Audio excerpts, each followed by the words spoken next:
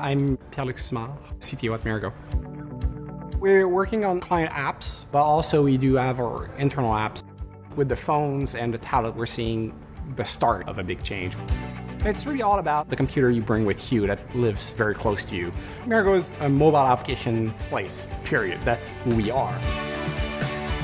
If your application is slow, if your application doesn't behave as the user expects, you're going to lose that customer.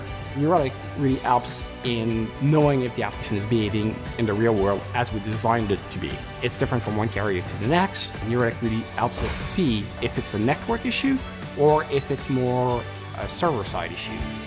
Before the Relic SDK, any kind of network errors, we were blind. And really the way we figured it out is if there are crash reports, and a crash being a big deal, that's the first indicator that something was wrong. The other way we notice any issues is the client calling us and saying, my app is behaving strangely today, I don't know why. With Relic, you just put in the SDK and every network connection that's going out on the wire, you see its performance right away.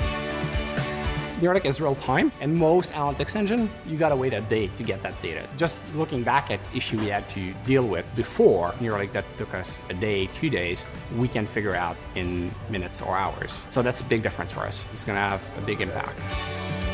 All the third-party APIs, like taking the Facebook, the Twitter, we didn't have any insight on their performance outside of our network. Now we do. I would recommend Relic to any app developer, period. You know what's going on with your application once it's out of your hands, because it's really easy to know what's going on once it's in your office, when it's 5 people using it. When it's 20,000, it's a different story. If it's 20,000 all over the world, it's an even bigger deal. So getting the data, knowing what's going on all the time, really helps you give good experience in your app, and that's what we're all about. Setting up the mobile SDK takes you 5 minutes, so there's really no reason not to do it. It's that simple, and it gives you great data.